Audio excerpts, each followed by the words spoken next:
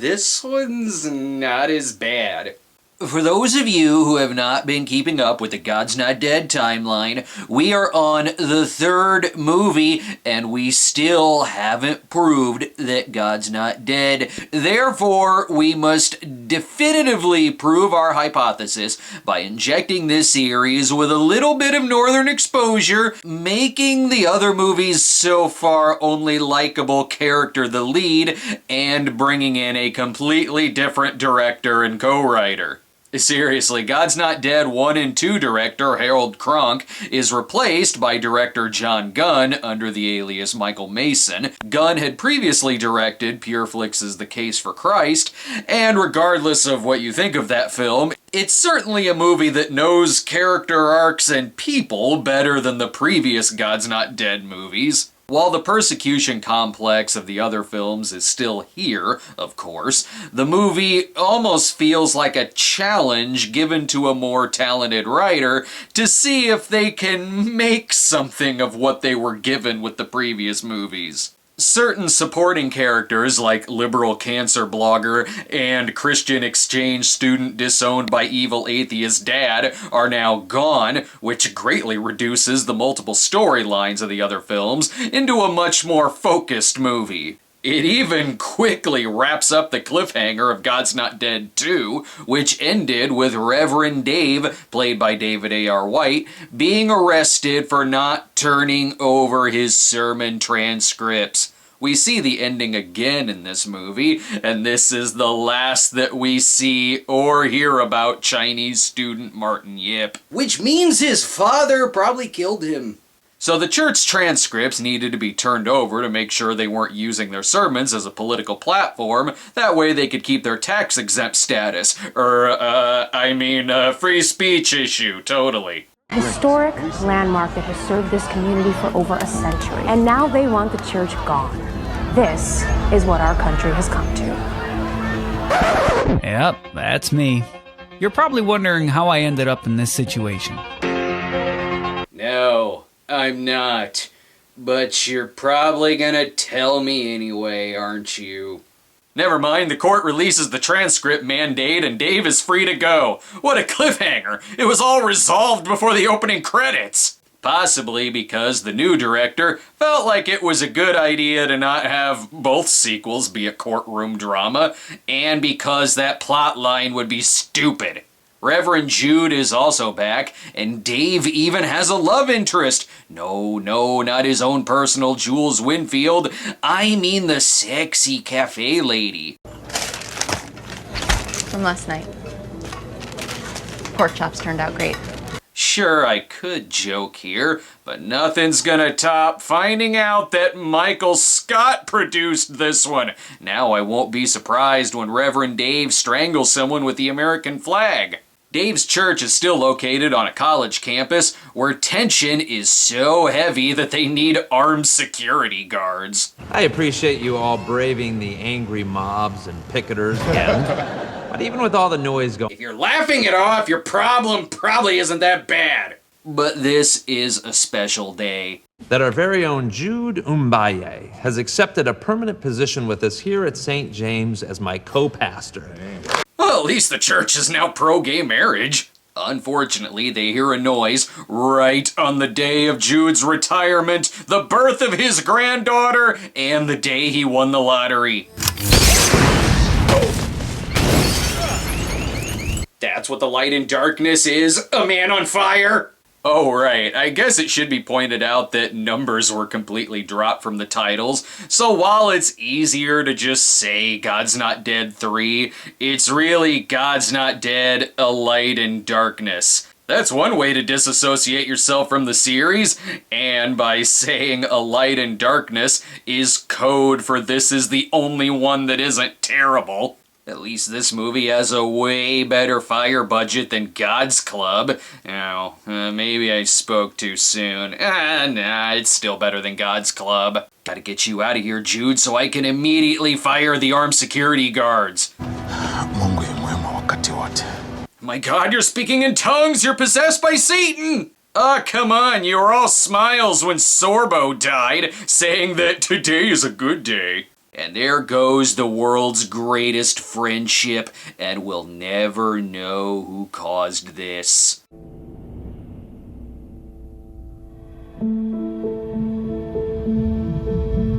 Never mind, the pool did it. Here we meet Keaton. Given the original hero was Josh Whedon, it makes sense Michael Keaton is in this. I'm so tired of all the noise. Everyone yelling. On the news. You're fine. Although her boyfriend, Adam McTeenwolf, is seducing her into atheism. I did my time as a kid, remember? I just got out sooner than you did.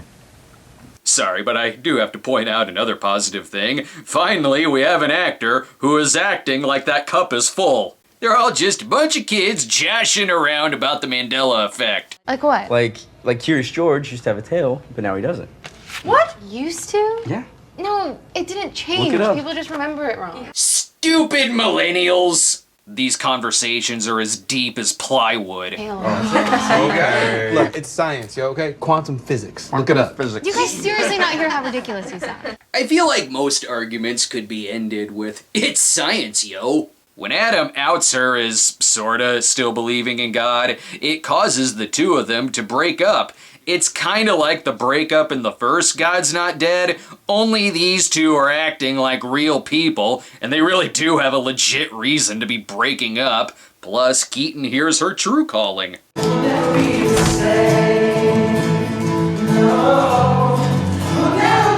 Fantastic. She wandered into Sleepaway Camp 2 Unhappy Campers. Speaking of Josh Whedon, holy shit, there he is! Kevin Williamson himself! Whedon. Josh Whedon. Did you know that there's no hyphen in Kit Kat? You mean like Kit Kat the candy bar? I'm glad he came back to the series for this. While this breakup may have felt genuine, it's still a God's Not Dead film, so Adam is so mad about his breakup that he's gonna vandalize the church.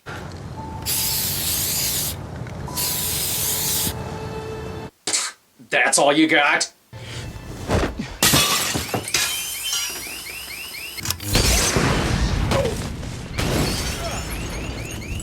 Too far! Too far! By God, it's even worse than I thought. There's a red X on the sign. Wait a minute, Ted McGinley is in this? We've got stars of God's Not Dead, Christmas with a capital C, and All Saints. This is religious movie Avengers. It's even co-written by the writer of The Identical. I see Stan Gable has graduated from president of the Greek Council to president of the entire campus. They even bring in Tatum O'Neal as president of the campus Bad News Bears. She's there to tell him that he should really kick that church off campus. Tom, I think you should be the one to talk to Reverend Dave. Dave is my friend. Yeah, look, kicking the church off of school grounds is way easier than just finding the student who did this. This'll be the right time to tell Dave his friend's funeral. Oh wait, no, bad idea. I'm gonna go have a trophy of beer first. Let him mourn with his friends. Mungu ni mzuri. Wakati. My God, they're speaking in tongues too! It means basically, always God is good. Okay. Shit, I'm racist. Alright, Dave, we want you off of school grounds, but you may be able to win the church back if you win this year's homecoming carnival. We were attacked. We're worried about the school, the welfare of the students. There are a lot of factors here. It really is your fault that the church was set on fire and that your friend is dead. Oh wait, that came out wrong. They want to force him out due to eminent domain laws. This really is a bad week to be Reverend Dave. Yeah, Keaton stopped by the other day. First time I've seen her in 5 months. She's lost. I have other things on my mind right now. No need for callbacks. Here. I know, Josh, I got it. But This is why I took on Professor Radisson, why I left law school for this ministry. Professor Radisson is dead, and it's kinda your fault, you insensitive prick. This scene is going nowhere. I really hope they release the Snyder cut of the Whedon scenes. Only one man can help, James Bond. I mean his atheist lawyer brother, Pierce. played by John Corbett. Dave decides to go to Chicago to find Pierce instead of taking a chance and running into him in Abu Dhabi. The hardest thing to believe in this series is that this is Chicago. There's ketchup on the table and it's on a hot dog. Unlike Sucks for Me That You Have Cancer lawyer in the first film, Corbett's Pierce has an instant likability. God called me to fight. I'm gonna fight. God calls you, you call me. Already, John Corbett is the best thing to ever happen to this series. Sure, Adam tells Keaton the truth that he was in Ginger Dead Man 3, but I want more John Corbett. What'd you do to the tree? What's wrong with it? For one thing, it's dead. While I doubt there will be any more God's Not Dead movies after this. Wow. Got the old man's chair. Allowed to sit in it now? I desperately want a Reverend Dave and Pierce sitcom. Unfortunately, I don't really eat zingers anymore. What do you mean you don't eat zingers? You love those things. What happened? Triple bypass. Sold! I'm picking this up for a full season. Still, it's a God's Not Dead movie, so this case is stupid. You're not hearing me. They just want the church gone because they think it's bad PR for the university. I think kicking out a church after an attack is even worse publicity. I know I ask this in all of these movies, but what universe is this?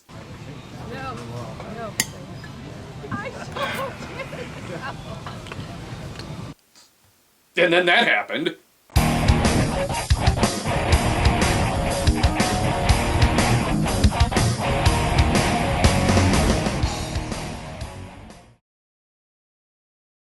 We got to investigate this ourselves. Oh my god, the arsonist left his mark. Oh wait, I did that in the 80s. Dean Gable is pressured to offer Dave even more money and begins to wonder, what would Dean Ulick do? I know, we let Reverend Dave and his congregation live in the gym.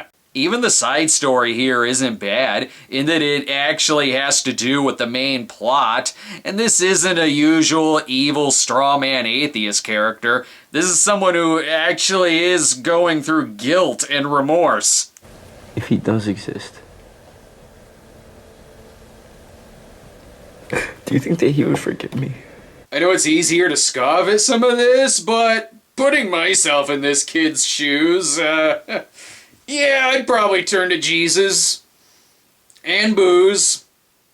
Definitely booze. But enough about this. More Corbett! Pierce, that's how you painted that. Who cares? It's ugly. I'm giving this show a second season order. They got a full day ahead of them. Dave has to hold an emergency service to stop the bulldozer from randomly flattening their church. But how often do we really take time to read it? Let's start at the top, shall we? In the beginning. Or he's doing a hilarious Andy Kaufman-inspired bit where he just reads the whole Bible to the crowd. They get a cease and desist order just in time. Dave was about to get to the part in Deuteronomy about virgin rape. One of the PureFlix elements that you still see in this film is how the news program that's wildly against the church is literally called Lion's Den. But unlike the first film, which had two strawman robots debating to a choir that already had their minds made up, this movie, however... The Christian church has a long history of persecuting people, and then those people push back, and you guys want to cry victim. And for every example of someone who's misrepresented Jesus, there are 100 others who have done good in his name. This one feels like real people with opposing views having an actual conversation. Good job. Only took you 3 movies to do that. And given how it took a different director and multiple movies to have an actual debate, I feel like I kinda know where the producers' hearts really lie, but it still gets an A for effort. Oh right, forgot there was a love interest in this. Come to collect on that rain check. And he's her pimp! Even Dave is having a crisis of faith, but that's nothing that carving a full rack of barbecue ribs won't solve. Surely we can all work something out. I want my church back. Dave, be reasonable. Come on, man, let us tear down your church. You know what I'd do? If it were me, I'd put in a big student center with a fancy coffee shop. The kids would love it. My God, he's right. I could go for a coffee right now. Someone's about to get lawyered. What you're doing, it's against the law. Because eminent domain doesn't automatically apply just because you guys don't like his church. Oh, excellent. So the movie should be over. We're only halfway through. And like the other movies, where does an oppressed Christian go these days? Fox News, or Fox News Internet Edition. All of these college administrators, they go on and on and on about diversity and tolerance and inclusion, but yet when it's asked of them, they run you off of campus. Aren't you an NRA spokesperson? I'm only here for Corbett's thoughts. Dude, almost 3 million views. People are mad. I also prefer to watch Fox News while high. No wonder he wants to find that box of zingers. Won't you knock? What are you doing? I'm on the phone. Who are you talking to so late? None of your business. There is a love story in this film, and it's between John Corbett and me. Seriously, forget this law stuff. The movie needs to be about Dave and Pierce cutting down a tree and talking God stuff. What do you think I do for a living? Do you think I need to have the belief system of every crackhead I defend to defend him? John Corbett is so genuine here, it feels like this character doesn't exist in the same universe as the other movies. Okay, I don't expect you to agree, but that's okay, because this is healthy. It's a healthy discourse. Pierce, people are broken. Screw healthy discussion. Where's Pat Boone dancing? I spoke too soon because there is some more returning characters. The cross is both vertical and horizontal. Vertical is me and God, God and me, my relationship with Christ. The horizontal part, you and I. And they got into John Corbett's weed. I have a feeling this scene won't be as hilarious. It's where we find out exactly why Adam doesn't like church. Do you know why my mom divorced my dad? He used to beat her. They called her a sinner. They said that if she married again, she'd be an adulterer. Well, kudos to the movie for getting a lot more in-depth than just, I'm an atheist now because my relative died. The movie even shows consequences for Dave's news appearance by showing Dean Gable get threats online, harassing phone calls, and bricks thrown through his window. It's like stirring up a mob for personal gain is a bad idea. The movie shows that issues and people are sometimes very complicated and not black and white. What's Josh gonna make of all this? Let me ask you this. Do you think that your religious beliefs get in the way of real social change? No, my beliefs are the foundation of change. Oof, Josh isn't used to having an actual discussion about religion, or one as funny either. Let's say grace. Dear Lord, thank you for this day. Thank you for this. It's not delivery, it's diocese. As if things couldn't get any worse, Dave may have to sue the dean. Plus, he finds out who started the fire when Adam himself anonymously messages him. Time for an ass-kicking. Tell me! Wait. You killed Jude, didn't you? Hey! I really need to see a David A.R. White action movie. Oh, thank God that exists. I don't know how, but the school actually tries using this to their advantage. None of this, however, should excuse the actions of Reverend Dave Hill. His outburst has made our position stronger. Yeah, I guess it's all the same thing. Church gets burnt down, Dave is really mad about it. Let's go on Fox. It's fine. Judge, this kid killed somebody. Oh, come on, it was an Can't accident. forget it. Everybody Look, knows a judge that. and jury's going to decide Well, that. speaking of... You are a judge. And since when do you not have an opinion about something? And this is teed up for disaster. It's a sign of the times, isn't it? Everybody's yelling, nobody's listening. True. You should probably cancel your show. Let's get rid of Twitter while we're at it. Dave's anger and his crisis of faith even causes him to lash out at the movie's teddy bear. Where are you going? Oh, I'm walking. You can't. Watch me. Pierce. No, you can't leave. If you leave this movie, then take us with you. Now it's gonna get really God's Not Deady. When is it our right to fight? I'm tired of being pushed around.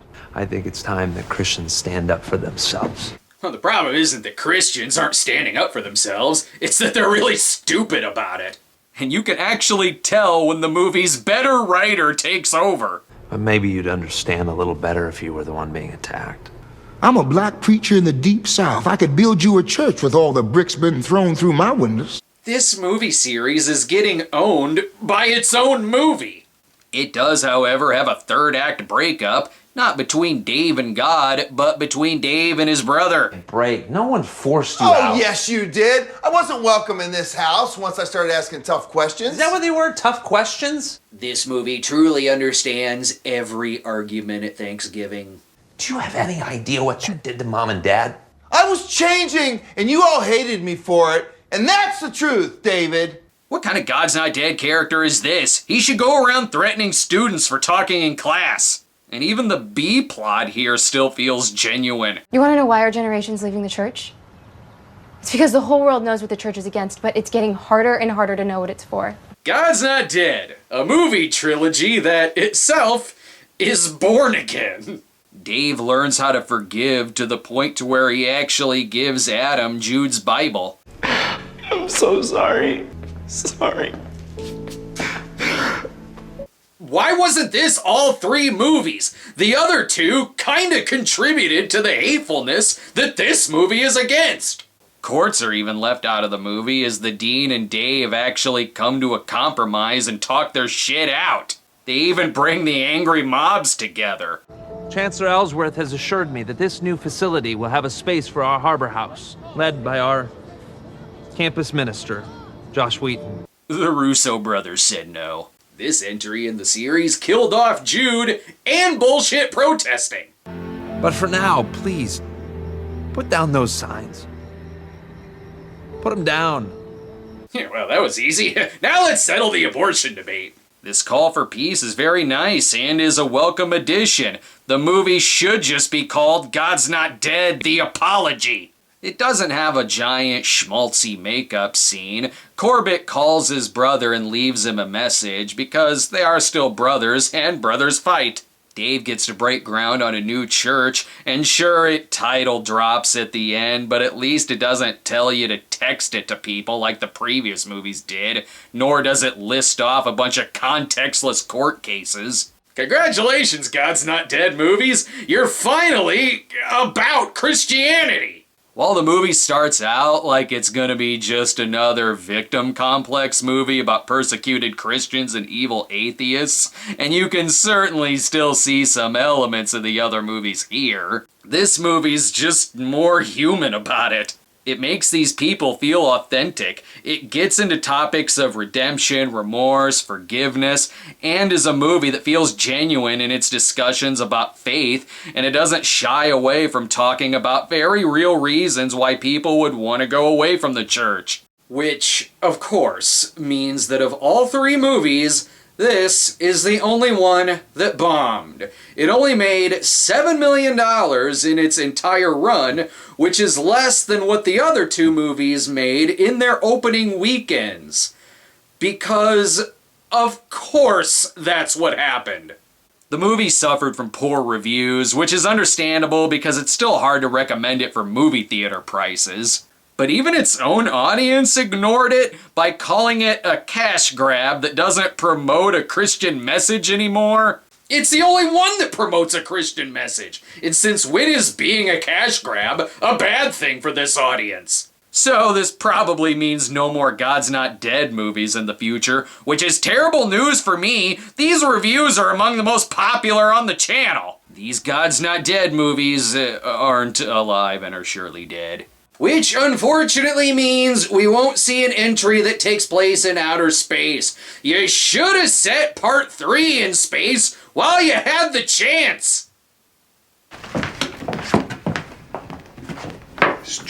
Stretchy! My God's not dead, he's surely alive, he's living.